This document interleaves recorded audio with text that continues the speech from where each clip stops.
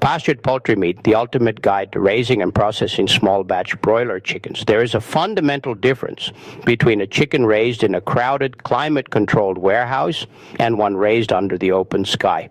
If you have ever tasted a true pastured bird, you know exactly what that difference is. The meat is firmer, the flavor is deeper, and the nutritional profile is vastly superior. For the urban homesteader, the suburban backyarder, or the small-scale farmer, raising pastured poultry is perhaps the fastest and most efficient way to achieve high-quality protein self-sufficiency. This guide provides a comprehensive roadmap for raising and processing small batches of broiler chickens on pasture. We will cover everything from breed selection and the brooder phase to the design of mobile shelters and the logistics of a humane harvest. Whether you are aiming to fill your own freezer or start a small farm-to-table business, this article serves as your foundational manual. The philosophy of pasture-raised poultry. Before we dive into the technical details, it is important to understand why raising birds on pasture is a transformative practice. Conventional poultry production focuses on two metrics: speed and cost. To achieve the lowest possible price, birds are kept in high-density environments where their movement is restricted and their diet is limited to grain. In contrast, pastured poultry is a regenerative system. By moving chickens to fresh grass every day, we create a symbiotic relationship between the animals and the land. The chickens act as biological mowers and fertilizer spreaders. They consume grass, clover, and insects, which adds diversity to their diet. In return, their manure provides a nitrogen-rich boost to the soil, stimulating the growth of more vibrant forage. Benefits for the consumer. Nutritional density research indicates that pastured poultry contains significantly higher levels of omega-3 fatty acids, vitamin A, and vitamin E. Flavor profile. The diverse diet and active lifestyle of the birds lead to a richer, more chickeny flavor that industrial birds cannot replicate. Transparency. When you raise your own meat, you have 100% certainty about what went into the animal and how it was treated, selecting the right breed for your goals. Not all chickens are created equal when it comes to meat production. Your choice of breed will dictate your timeline, your feed costs, and the final texture of the meat. The Cornish cross, the commercial standard. The Cornish cross is a hybrid bird bred specifically for rapid growth. Under ideal conditions, these birds can reach a 5-pound dressed weight in just 6 to 8 weeks. They have massive breasts and a high feed-to-meat conversion ratio. However, because they grow so fast, they can be fragile. On pasture, they are less active than other breeds and tend to stay near the feeder. If you want the highest volume of meat in the shortest amount of time, the Cornish cross is your best bet. Red broilers and freedom rangers. If you prefer a bird that behaves more like a traditional chicken, foraging aggressively and running across the field, consider a slow-growth broiler like the freedom ranger or red broiler. These birds take longer to mature, usually 10 to 12 weeks, but they are hardier and better suited for extreme weather. Many culinary experts prefer the toothy texture and complex flavor of these slower-growing breeds. The brooder, the first 3 weeks. Every batch of meat birds begins in the brooder. Because chicks cannot regulate their own body temperature for the first few weeks of life, the brooder acts as a surrogate mother, setting up the space. A brooder can be as simple as a large plastic tote, a wooden box, or a cordoned-off section of a garage. The key requirements are that it is draft-free, predator-proof, and easy to clean. Heat and temperature. Start your chicks at a temperature of 95 degrees Fahrenheit. Each week, lower the temperature by 5 degrees until the birds are fully feathered and the brooder temperature matches the ambient outdoor temperature. While traditional heat lamps are common, many modern keepers prefer radiant brooder plates, which are safer and more energy efficient. Bedding and hygiene. Pine shavings are the standard for bedding. They are absorbent and help insulate the floor. Avoid using cedar shavings, as the aromatic oils can cause respiratory distress in young chicks. It is vital to keep the bedding dry. Wet bedding leads to ammonia buildup, which can stunt the growth of your broilers or lead to respiratory infections. Transitioning to pasture, the chicken tractor. Once your birds are 3 to 4 weeks old and have their adult feathers, they are ready for the pasture. In a small batch system, we do not let the birds roam entirely free. This would make them easy targets for hawks, foxes, and neighborhood dogs. Instead, we use a chicken tractor. What is a chicken tractor? A chicken tractor is a floorless mobile shelter that protects the birds from predators and weather while allowing them to graze on the ground. The most famous design is the Joel Salatin style pen, which is typically 10 feet wide, 12 feet long, and 2 feet high. The daily move. The core principle of pastured poultry is the daily move. Every morning, you slide the tractor forward onto a fresh patch of grass. This ensures the birds are never standing in their own manure, which drastically reduces the risk of coccidiosis and other parasites.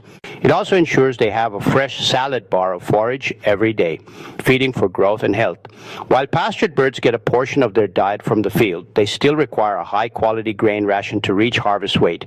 Meat birds have significantly higher protein requirements than egg-laying hens. Protein requirements, weeks 1 to 3. Use a starter crumble with 22% protein. Weeks 4 to harvest, transition to a grower-finisher ration with 18% to 20% protein, the 12-on, 12-off method. To prevent the birds from growing faster than their skeletal systems can handle, many farmers remove the feed at night. Giving the birds 12 hours of access to feed followed by 12 hours of only water helps prevent heart failure and leg issues, which are common in fast-growing broilers. Managing the herd, daily care, and troubleshooting. Success with pastured poultry comes down to observation. You should spend a few minutes each day watching your birds move. Water is critical. Meat birds drink an incredible amount of water, especially as they get closer to harvest. If a bird goes without water for even a few hours on a hot day, it can suffer permanent kidney damage or death. Ensure your waters are cleaned daily to prevent the spread of bacteria. Heat stress management. Broilers, particularly the Cornish cross, are very sensitive to heat. On days when temperatures exceed 90 degrees Fahrenheit, ensure your chicken tractor has maximum ventilation. Some keepers use battery-operated fans or misting systems. If the birds are panting heavily with their wings spread away from their bodies, they are in danger of heat stroke. The harvest. Processing your birds humanely. Processing day is the most labor-intensive part of the journey, but it is also the most rewarding. By processing the birds yourself, you ensure that the end of their life is as respectful and stress-free as possible. The equipment list. For a small batch of 25 to 50 birds, you will need restraining cones. These hold the birds securely and prevent bruising during the slaughter process. A sharp knife. A high-quality boning knife is essential. Scalder. A large pot or specialized tank filled with water kept at 145 to 150 degrees Fahrenheit. Plucker. A mechanical tub plucker is a luxury that becomes a necessity if you are doing more than 10 birds. Evisceration table. A clean, food-grade surface. Chill tanks.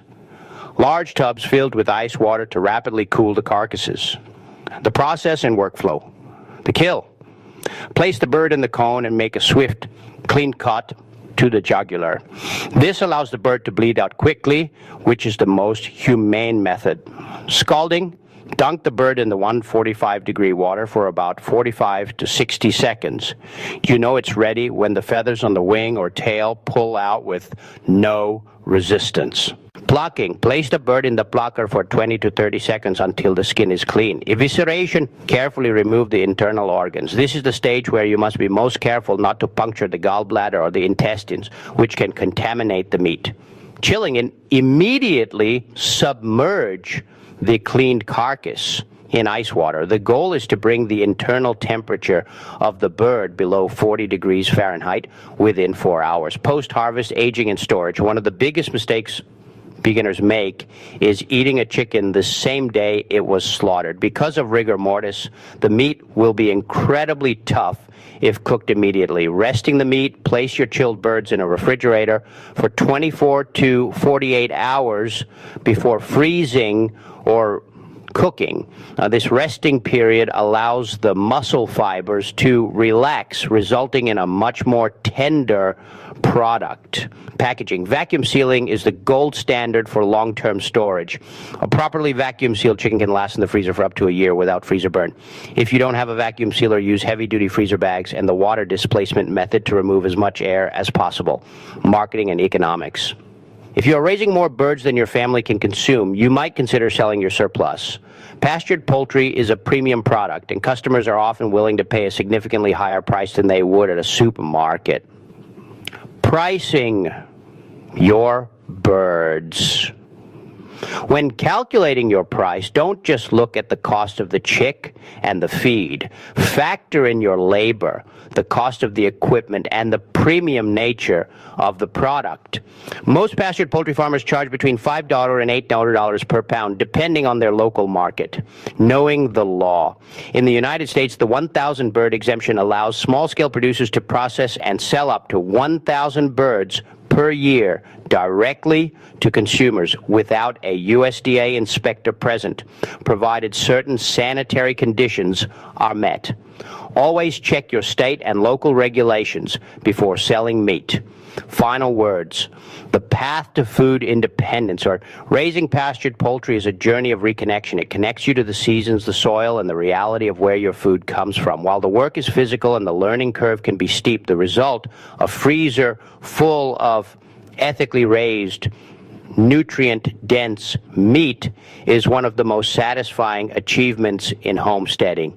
Start with a small batch, perhaps 15 or 20 birds. Build a simple tractor, move it every morning, and witness the transformation of your land and your dinner table. Once you experience the quality of homegrown, pasture-raised chicken, there is no going back to the grocery store aisle.